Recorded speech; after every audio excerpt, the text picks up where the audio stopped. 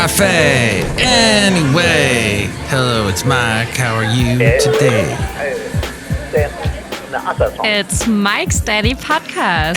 Episode 2850, and Mike Matthews here at Podcastro Valley at Café Anyway, the last place on Mike's Daily Podcast. In the land of what?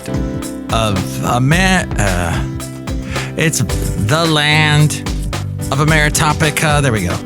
And did you know that when people go to Florida, all their money is so gone by the time they leave when they go on a little vacation? It's true. Mike's Daily Podcast. 45% of parents take on debt for Disney vacations. Mike's For so many parents, Daily taking their kids to Disney Podcast. is a rite of passage. Yeah! Something that they remember fondly from their youth. Well, almost half of parents are going into debt during a Disney vacation. 45% of parents with children under the age of 18. This is what's happening. The average amount of debt for those parents was almost $2,000. Food and beverages or concessions were the biggest driver of excessive spending at the Disney parks. And they're working on, what, a fifth one now? That was the agreement with Governor DeSantis. 48% said they had not budgeted enough for transportation. A Disney World Resort hotel for 2 adults and 2 children could range as high as $1,079 a night. And that, of course, would be the biggest cause of debt, would be the staying per night. Wow. Over half of the parents expressed no regrets over dropping a hefty chunk of change on a Disney vacation. They go into debt, but no regret. Interesting there. And pet owners are facing a dilemma after Nationwide, the insurance peoples, they dropped 100,000 insurance policies. And here's today's podcast picture. Nationwide is blaming the rising costs of veterinary care and other factors for the reason why they're dropping the insurance policies. So the podcast picture, yours truly was at a radio station that's in the Bay Area that is completely funded by the people that are listening to it. It's not a national public radio station. It's called KKUP. It's funded by local listeners. It's eclectic. So you might hear jazz, you might hear bluegrass. And I was there for the evening of the bluegrass show that they have. And the late great Basil the Boxer, he liked bluegrass. He liked a little bit of everything. Rock, blues. They also have that at KKUP. Spoken word, reggae. Basil loved it all. And yes, the veterinary costs were huge with Basil a couple of times for a couple of different things. But yes, so I went there because someone I know works there, has been there for over 30 years, invited me to take a tour and take a look. And it's not a very big place. It's big enough.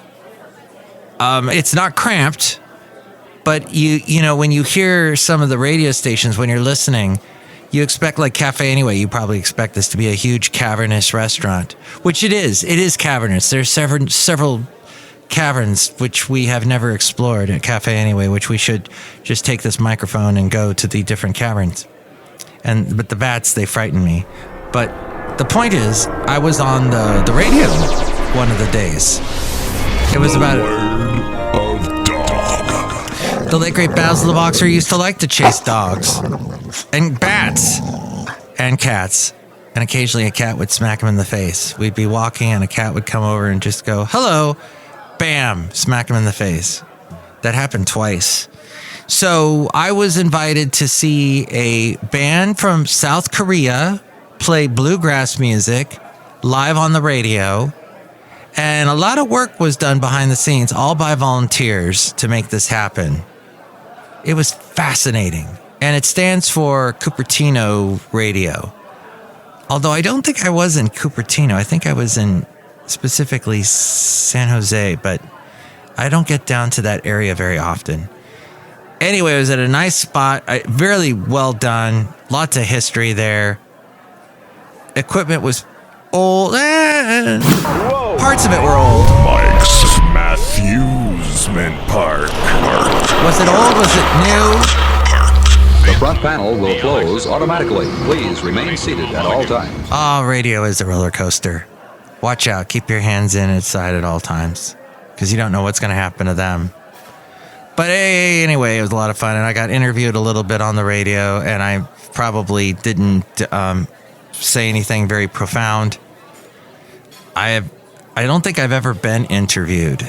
Maybe one other time. Oh, wait, no, that's not true. I was on a show, a local show in the Bay Area. In fact, there's somewhere on my website, there's a link to it. It was called Silicon Valley Business Connections. And I was on for one of the shows talking about podcasting. Oh, and I was on another show talking about my mom and the difficult times she went through. Difficult times do make you go hachi-machi.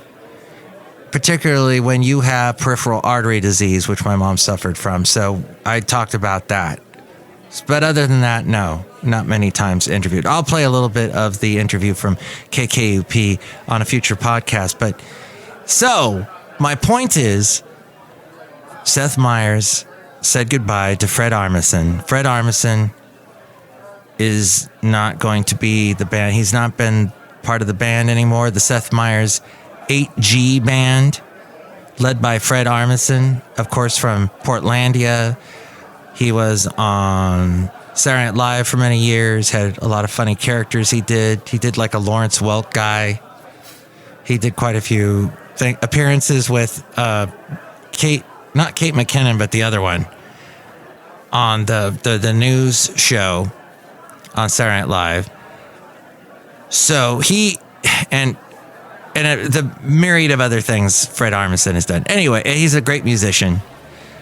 Oh, that thing he did, Documentary Now. That was awesome. As we go outside a Café Anyway, we're bringing Mike's Daily Podcast somewhere in Podcastro Valley, the last place on earth, in the land of Ameritopica.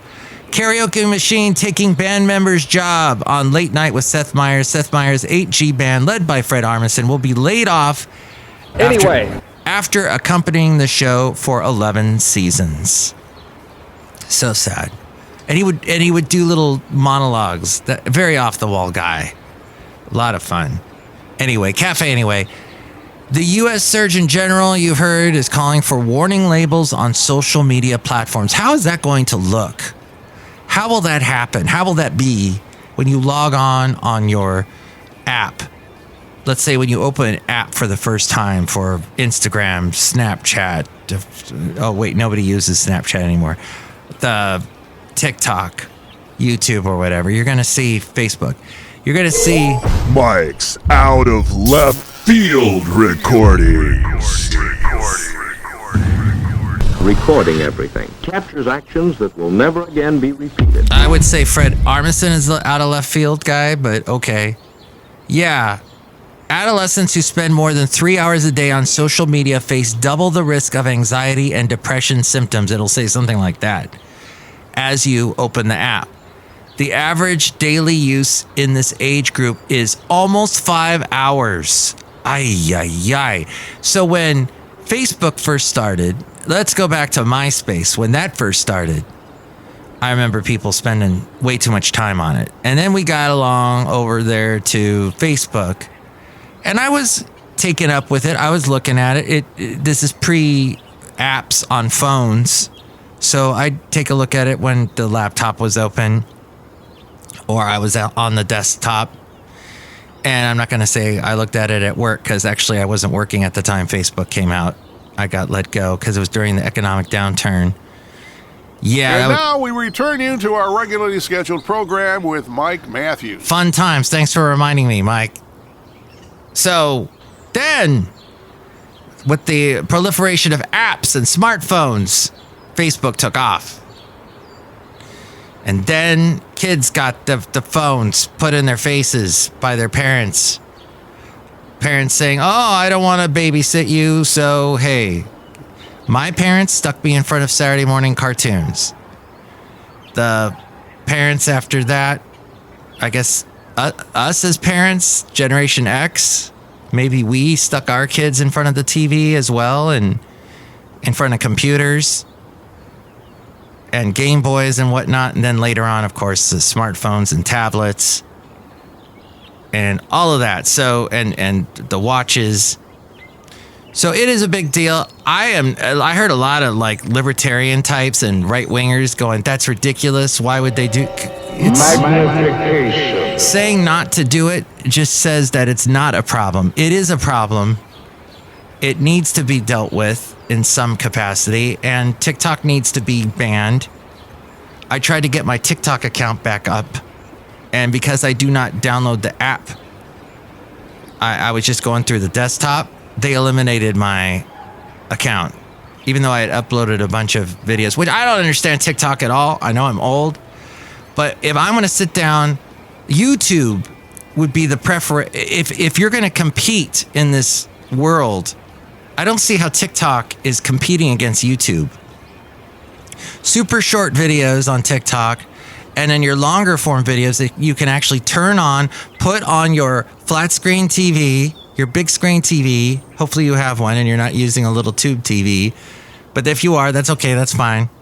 It's good. It'll help you appreciate that flat screen you get. Mr. President, are you suggesting President Biden's using cocaine? I don't know what he's using, but that was not, he was higher than a kite. And by the way, it was the worst address I've ever seen. State of the Nation. I'll tell you, State of the Union, that's not State of the Union because he doesn't represent us properly. That I can tell you. I'm going to tell you that my little Biden bash for this podcast is those horrible, speaking of YouTube, those horrible commercials that he's been doing on YouTube where he starts off with, okay, I'm going to cut the malarkey. Yeah, way to reach out to that younger demographic, Biden. Like any youngin' person, quotation marks, someone younger than Mike, unquotation marks. Anybody younger than me, if they knew the word malarkey, they were either A, Irish, or B, watched a ton of Bugs Bunny, because I think he used it a lot. What's all this malarkey? No, wait, maybe that was some other thing. Oh, watched a lot of Irish Spring commercials. At any rate, what the point is that is not the best commercials. I know he's trying to be honest and talk straight to you. The Fascinating Material Project. FM Project. Yes, this is fascinating material. So, ban TikTok. There needs to be somebody who is a better competitor to YouTube. I know there's Rumble. But when I go on Rumble, I see a lot of really obnoxious, over-the-top, idiot right-wingers. And I'm not putting down right-wingers as a whole. I know many conservatives that are way smarter than me. But then you get these right-wing, flame-throwing, as bad as the far left-wingers that are protesting ridiculous things. You got these right-wingers with conspiracy theories. You silly, great, fat article. Yes, this is my silly, great, fat article. My article is that you've got the crazy, crazy conspiracy theorists on the right and the crazy, crazy left-wingers protesting everything on the left. And it's interesting to see we have an election coming about where Biden is being criticized for not doing enough against Palestine, or not Palestine, but Hamas. No, wait, Israel. That's all confused. You confused me because I'm going back now to the whole thing that I don't like TikTok and the YouTube. Oh, yeah. So who's the competitor to YouTube? Is it Rumble? Who is it? What is the other video channel, video platform, video app where people can just upload and you can watch it on the TV? That's what I'm excited to know about. Because Instagram, it's all short stuff. So these are questions.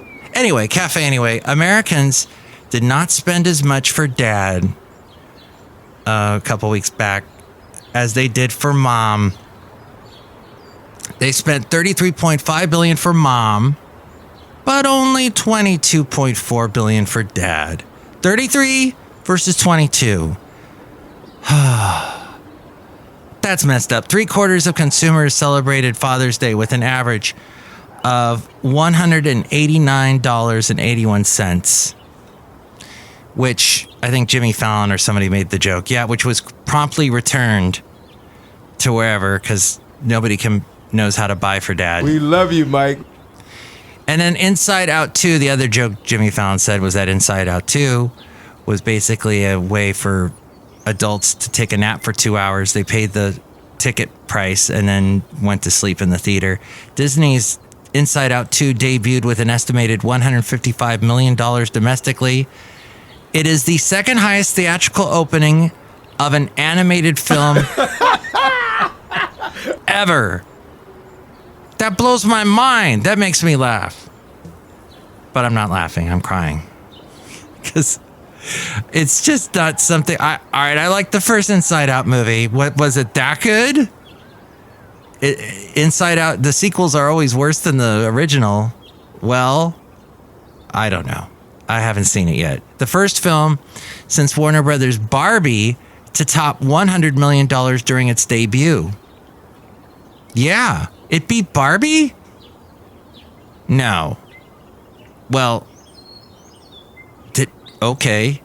This is what I'm reading here, is that Barbie did $100 million and then Inside Out 2 did $155 million. Inside Out 2 hauled in $295 million globally for the weekend. Both Pixar and Walt Disney struggled after pandemic restrictions lessened and audiences returned to theaters. And speaking of that, audiences returning to theaters post-pandemic, a bunch of audience members were there to see George Strait recently, and he broke records. Kombucha. Maybe even sold some kombucha. I talked about it on the podcast that he broke records. Biggest concert of all time. Most attended. Under those definitions, the biggest attended concert of all time. And it was George Strait, who hasn't had a big country hit in many, many years, but has had a lot of country hits. And is someone that, well, it was in Texas, so Texas loves George Strait. And Texas is the place I really long to be, because all my exes live in Texas. That's why I reside in Tennessee, I think is how he put it. But yeah, people are getting out there to see shows and see entertainment, is what I'm saying. The pandemic really seems to be over, even though we still see smatterings of COVID reappearing. They do the wastewater tests, and you hear every now and then, oh, if it's doing a surge again. And then nobody pays attention. Both Pixar and Walt Disney struggled after the pandemic restrictions. Audience members began to feel that content had grown overly existential and too concerned with social issues. You will travel into the incredible universe. Beyond the reach of children. Beyond the universe. Be the biggest opening weekend belongs to 2018's The Incredibles 2. Oh, that tallied $182.6 million. So Inside Out did 155. Incredibles 2 did 182.6. Incredibles beating Inside Out 2 by about $30 million or so in its opening weekend. This is clearly a big win for theaters, though. 26% decline. And the 26% decline in ticket sales compared to 220. Cutting corners, corner.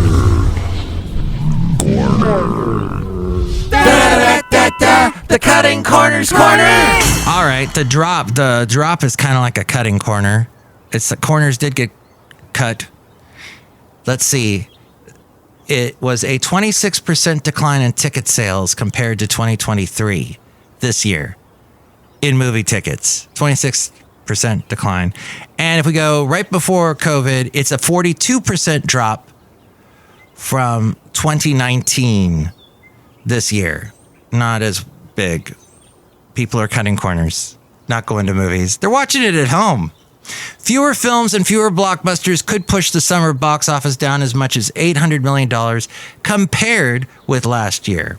And the screenwriters and actor strike of 2023 is being felt this year in the summer of 2024. All that from Rob Black. I produce his podcast.